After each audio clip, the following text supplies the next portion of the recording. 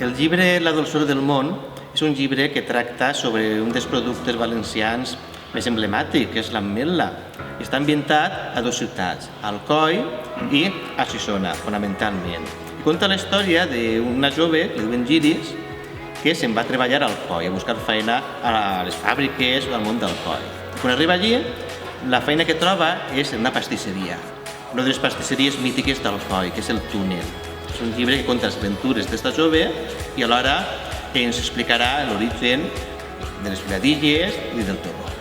Sobretot el que em basa en la portada és en un moment clau per a mi en el que és la història, on el personatge de Lliris es troba amb el forçut de Xixona, que és un rodoner, i intenta, com si diguérem, s'assabenta mitjançant un tercer personatge de que el rodoner és molt golós i intenta un poc embaucar-lo, podríem dir, ensenyant-li dos torrons de lo que és l'almela primerenca.